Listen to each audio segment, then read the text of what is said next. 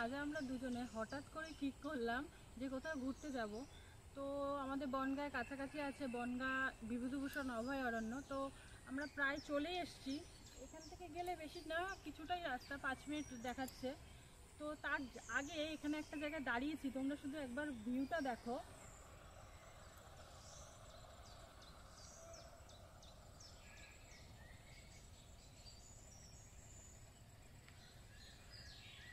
এখানে অনেকক্ষণ দাঁড়িয়ে আছি, তো ভাবলাম একবার ক্ষেতের থেকে আমি ঘুরে আসি। চলো তোমরাও আমার সাথে চলো। পেছনটা দেখতে পাচ্ছ, আমার পেছনের পরিবেশটা,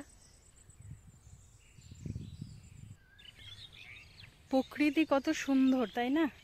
এই দেখো, এখানে হচ্ছে সব ধনে গাছ চাষ করেছে, সব ধনে গাছ বড় হয়ে ফুল হয়ে গেছে। এইদিকে হচ্ছে সব ধনে চাষ করেছে, আর এইদিকে হচ্ছে সব সর্ষে। সর্ষেগুলো সব বড় হয়ে গেছে, এই দেখো।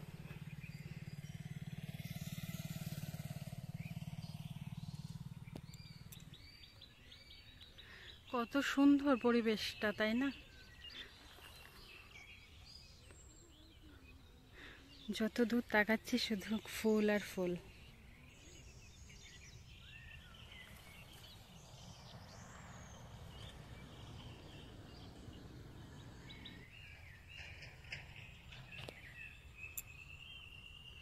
যত দূর চোখ যাচ্ছে শুধু সবুজ আর সবুজ। আমরা ওই ক্ষেতটার থেকে বেরিয়ে অভয়ারণ্যের দিকে যাচ্ছি, হয়তো আর 2-3 মিনিট লাগবে। তো চারিদিকের পরিবেশটা এত সুন্দর, কি বলবো আর।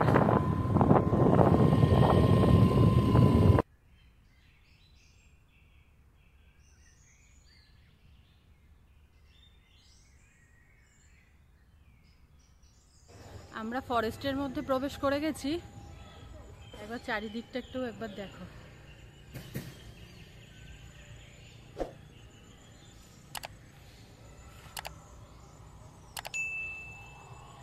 যারা আসছে তারা সবাই ওইখানে গাড়ি পার্ক করছে, আমরা ওখানে গাড়ি পার্ক করে রেখে তারপরে এলাম। আমরা এখনো ভেতরে ঢুকিনি, ঢোকার মুখেই আছি আমরা।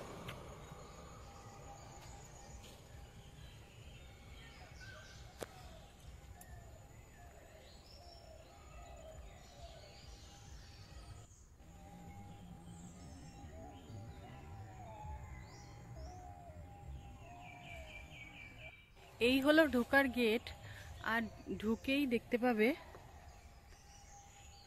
বিভূতিভূষণ বন্দ্যোপাধ্যায়ের মূর্তি আছে। ওনার জন্ম 1894 আর মৃত্যু 1950।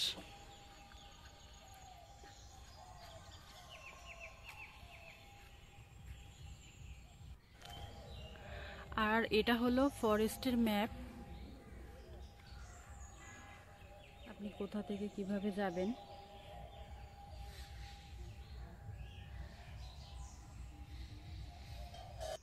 এখানে এসে একটা ভালো জিনিস দেখতে পেলাম, এটা হলো কালো মরিচ গাছ, মানে আমরা যেটাকে সচরাচর নামে চিনি গোলমরিচ। আমি এই প্রথম দেখলাম।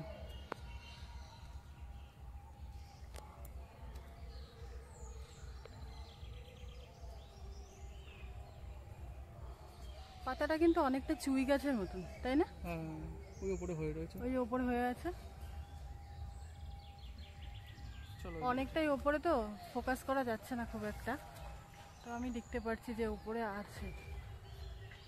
আমি প্রথমে ভাবছিলাম হয়তো এটা চুই গাছ, কিন্তু চুই গাছ না, এটা গোলমরিচ গাছ। পাখির আওয়াজ পাচ্ছ? এখানে অনেক রকমের পাখি আছে, চলো একবার দেখে নি কি কি পাখি আছে এখানে।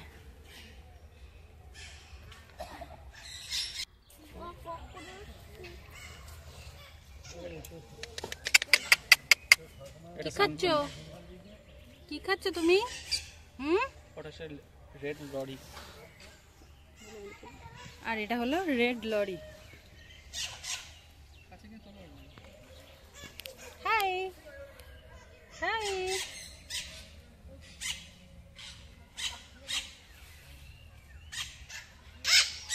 এটা হচ্ছে সানকনুর। এইগুলো কি পাখি? এটা আমাদের ইন্ডিয়ান প্যারট, আমাদের দেশীয় টিয়া পাখি।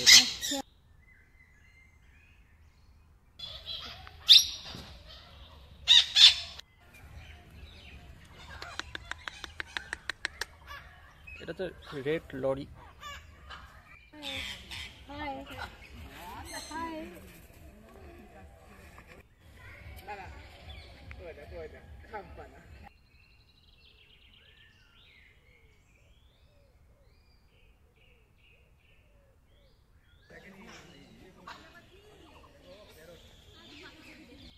এগুলো সব আমাদের দেশীয় টিয়া পাখি।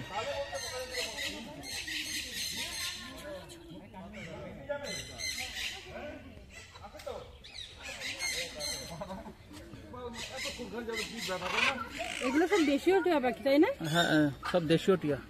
তো আর এই হলুদগুলো তো আমাদের ককটেল। না না, ওটা টিয়া পাখি। টিয়া পাখি হলুদগুলো? হ্যাঁ। আচ্ছা।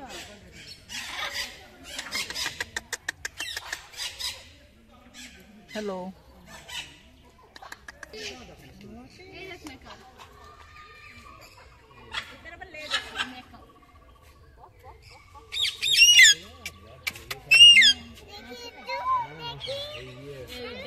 Dry food.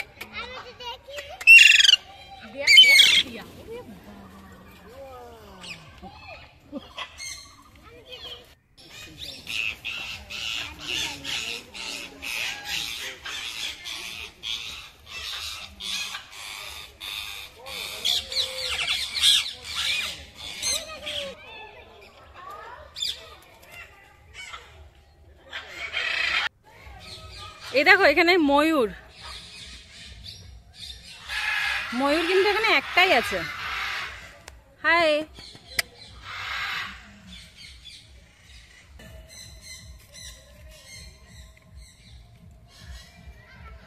এখানে এখন আপাতত কিছু হরিণ আছে আর প্রচুর পুরনো পুরনো দিনের গাছ আছে, যে গাছগুলোর বয়স অনেক। 2000 সালে বন্যার সময় প্রচুর হরিণ মারা গেছিল। আচ্ছা। প্রচুর প্রচুর ক্ষয়ক্ষতি। কিন্তু এখন কি হরিণ আছে এখানে? হরিণ আছে কিন্তু পরিমাণে অনেক কমে গেছে। এই গাছগুলোর বয়স কিন্তু অনেক, বলো? হ্যাঁ, এখানে প্রচুর গাছ আছে, প্রচুর। যার এখানে জন্ম হচ্ছে এখানে মৃত্যু হচ্ছে। আর এইদিকে হচ্ছে সব স্টাফ কোয়ার্টার।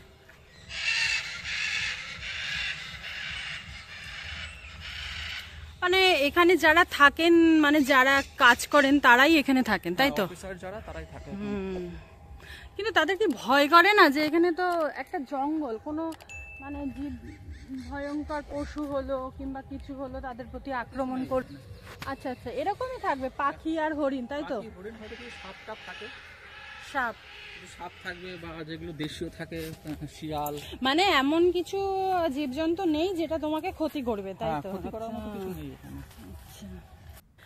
রাস্তাটা এমনই যে গা কেমন যেন ছমছম করছে, একটা ভয় করছে কেমন যেন। কত হরিণ, ও কত হরিণ। আগে আগে চলো চলো চলো, আগে তো দেখা যাবে।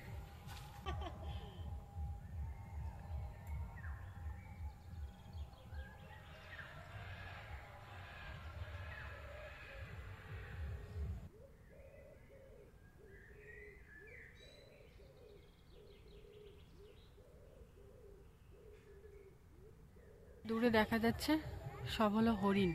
কাছে আসবে না, দূর থেকেই দেখতে হবে। ওখানেই ওদের খাবার দেয়, ওখানেই ওরা ঘোরাফেরা করে। দেখা যাচ্ছে অনেকটাই দূরে, তা ওই জন্য জুম করে দেখালাম। একবার একটু দেখো গা কেমন ঝিনঝিন করছে, ভয় করছে। পুরো শুনশান। আমি একটা দাদাকে জিজ্ঞেস করলাম, দাদা বললো যে সাবধান, এখানে নাকি অনেক সাপ ছেড়েছে। হ্যাঁ, যে সাপগুলো ধরা পড়ে না সেইগুলো সব এখানে এই সব জঙ্গলেই ছাড়ে। মানে আমাদের লোকালয়ে যে সাপগুলো ধরা পড়ে সেগুলো এখানে এসে ছেড়ে দিয়েছে। হ্যাঁ হ্যাঁ হ্যাঁ। তুমি জায়গাটা একবার একটু দেখাও।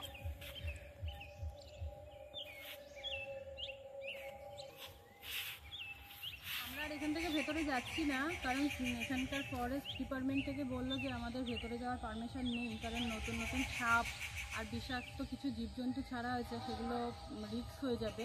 তো আমাদের পারমিশন দিল না, আর অনেকটা ভেতরে 10-12 কিলোমিটার হাঁটতে হবে, তাই জন্য আমরা এখান থেকেই ফিরে যাচ্ছি। আমাদের তো এখানে ঘোরা হয়ে গেছে, এবার কোথায় যাব আমরা? আমরা এখান থেকে বেরিয়ে যাব মঙ্গলগঞ্জ, নীলকুঠি। আচ্ছা, কিভাবে যাব? স্কুটি চলে যাব, এখান থেকে মিনিট 10-15 লাগবে। আচ্ছা, তারপর ওখানে একটা ইংরেজদের বাংলো আছে, পুরনো বাংলো। আচ্ছা, তো সেটাই দেখবো। আমরা এখন যাচ্ছি নদীর পাড়ে, জঙ্গলের মধ্যে দিয়ে।